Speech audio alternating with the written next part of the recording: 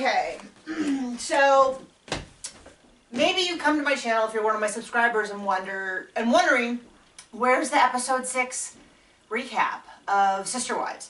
Well, was up and then down. Sometime early this morning, someone pulled the video off of Facebook, exactly how it is, uploaded it pulled the video off of YouTube, uploaded it to Facebook, then used that link to go back to YouTube and file a copyright claim saying that this video was theirs. It's super easy to see that it is not accurate.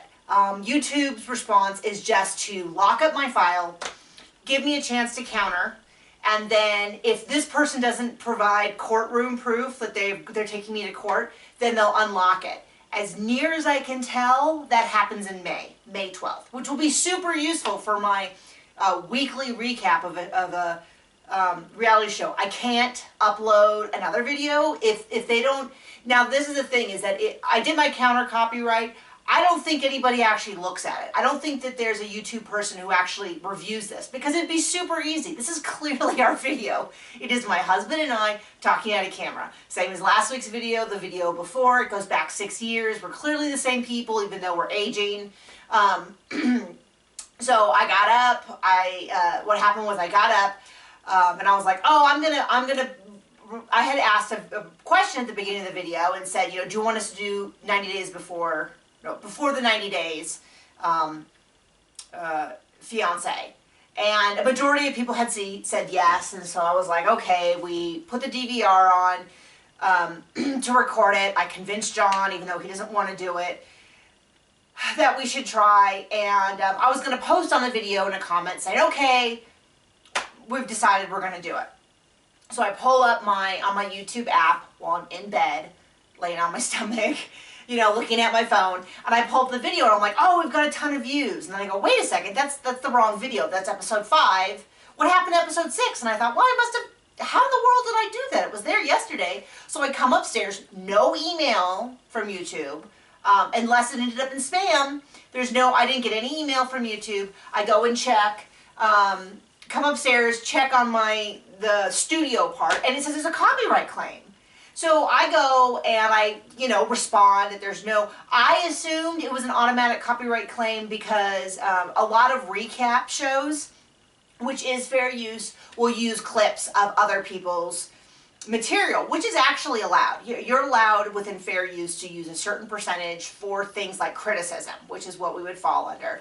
But we don't do that because I don't know how to do editing. I don't have time to learn how to do editing. I realize we get a lot more views if I put clips from the show in, but I don't want to mess with copyright and all that kind of stuff. So I do the whole thing. I reply, I say this is not copyrighted material. There's no video related to anyone else. Well, when I was all done and I entered in my response and I went to copyright school, because if I now have 1 strike, and if I get 3 strikes, they take down my channel, which means I have to start all over again. I saw that there was a video, and that's when I click on it, it goes to YouTube for a video that was uploaded 2 hours ago. This account, which I don't even think is the person's real Facebook account. It looks like it could be stolen because the name on the account and the facebook.com extension, you know how you can personalize that, are different names. It's in Santo Domingo. There's no proof that that's actually the case. This could be someone got a hacked list of username and passwords from something else, ran them through Facebook, found up, stole accounts, is using that. And then in order for me to file a counter to say, no, this is my property, I had to give my phone number, my email address, and my physical address. So it's like now someone who's already proven to be super shady has access to that. Luckily, for just this reason, we have a P.O. box for our company. We have a number we don't use. So they are registered to us, to be clear, but this is not like my personal phone number that someone's going to be able to wake me up at 2 a.m. with, and they can't come to my house. But that's a really scary way to do that on the internet. We already have someone who is when I went to the Facebook page, there were all these stolen videos. They clearly had been pulled off. Our video was there. Something from Sports Center was there. Something from, it looked like maybe an unboxing video from someone in an Asian country because of the language. I didn't look too closely because I'm not going to go post on that account. Last thing I need to do is have them get my Facebook account name. Although if they want to, but what it looked like, it all had happened in the last 12 hours. It looked like someone got into someone's Facebook account, started randomly pulling videos off. There didn't seem to be any rhyme or reason. They weren't all recap videos. They weren't all whatever videos. But what I know from, I listened to a podcast called Jackie and Lori, which are two stand-up comedians who are full-time working comedians. This happened to Jackie, and she said she didn't know that it happened. Just one day she somehow checked and noticed that someone had claimed a bunch of her videos and it had, because she hadn't responded, it was awarded to them, and they were getting all the money in the meantime. And so this seems to be one of those sort of scams that people pull, and I don't know there's anything you can that can be done about it. These large corporations, you know, Facebook, Amazon. For those of you who don't know, my day job, I do this because I'm passionate about talking about reality shows. I've done it, if you look at my video, for years and years and years. Sister Wives just ended up being the thing where I found the largest number of people who also watch the show, who enjoy talking about it. But my day job is I'm a writer. I've written, here's 4 of my books. See? ML Haverstock, Nikki Haverstock, Nikki Haverstock, Nikki Haverstock. So these are 4 of the 14 books that I've written over the past, I think, 5 years or so. And so I know a lot about Amazon, and a lot of these large corporations have a problem with this exact thing. This happens in publishing, this happens in music, this happens all the time.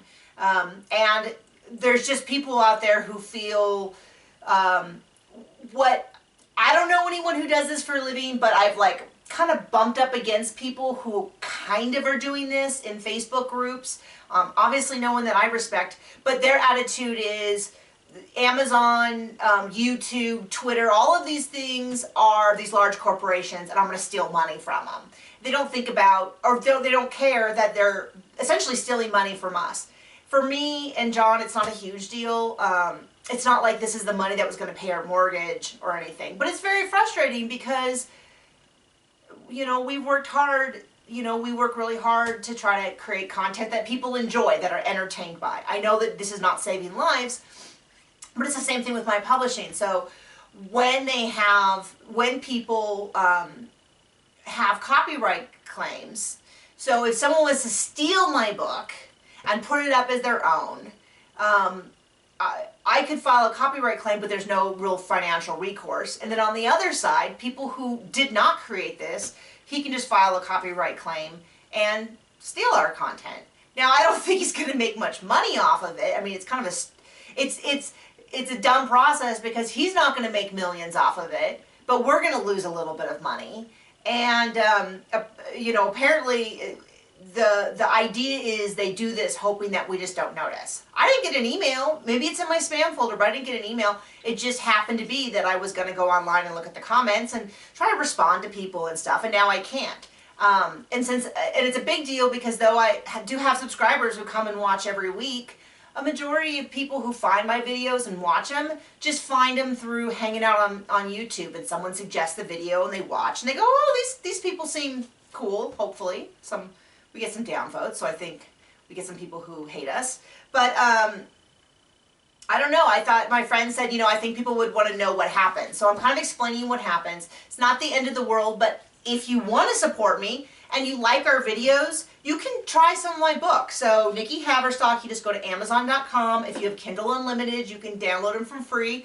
If you have Kindle Prime, you can try this book for free. And it does help us if you download my book, even if, you know, I'm not going to say download it and don't read it. I'd like you to read it. But when you download a book, it increases the rank, which makes it more visible, which means more people can do it. But if you like our videos, you might like our books. It's the same kind of irreverent humor. They're cozy mysteries, which means there's no on-page sex. There's no excessive gore. They're adult topics, but they're not necessarily that racy. They're meant to be cozy. So like you get a blanket and your coffee and you have a nice, you know, you're not going to have disturbing nightmares. You're not going to get really upset. You know, the real world is upsetting enough. This is meant to be kind of a holiday, like a sitcom. So I have one that is like Jessica Fletcher, if she was a Star Trek captain. So she has to solve a murder. We have, oh, this is the Death on the Summit, which is actually book 2. But Death on the Range is book 1. It's about competitive archery, which I've done for 20 years. So if there was a murder in competitive archery, you can learn about competitive archery coming up to the Olympics. We have Of Mages and Murders. So this is the one that's available on Amazon Prime, and this is the 3rd book? Book 3? Yeah. So I have it there in series, so I will put my Amazon author page in the link if you want to support me. Otherwise, I'm super sorry you can't see the video. I can't re-upload it because Amazon would know. I guess if we don't get some good resolution, we might have to record another video before the next episode. So I'm super bummed that I don't have a video to show you, and I'm super bummed I lost that video and I didn't get a chance to reply to any of the comments. So that is what's happening. I will continue to update you as we hear anything. If somebody actually looks at it, it's super clear that this is that they have stolen the video and tried to. There's no proof that they own the copyright on this. The time code on their YouTube, on their Facebook video is like 2 hours ago, and we uploaded it yesterday afternoon. It's clear if you look at our channel, this is us. There is, there's nothing other than the fact that they filed a copyright claim to prove that it's actually theirs. So we will see. I'm hoping a real person looks at it and goes, I'm familiar enough with this scam to say this is a scam, releases the video and says, okay, if you come back with a court order. But I don't know how they handle it. It might be all automated. I've taken their copyright school, you know. I do take copyright very seriously, so this is not me belittling that. Copyright is very serious, but it is exceedingly easy for people to not even fool. This is like if you went into the police and you said, so someone stole my car. It was this guy across the street, I want his car, and they're like, okay, we're going to take that car and impound it until you prove that it's really your car. And so you prove that it's your car, the neighbor proves it's their car, says, this is my car, here's my registration, and they go, okay, well, we're going to hold on to it for 3 months, and we're going to give this person that said it was their car 3 months to prove that a court order, and after 3 months, if they don't get that, we'll give you back your car. You'd be like, wait, that's a terrible system. I don't, well, you know what I mean? So, so there you go. So I'm sorry that the video's not there. I'm sorry John's not in the video. He's working. So and I'm sorry that I'm so frazzled and rambled on. Thanks, guys.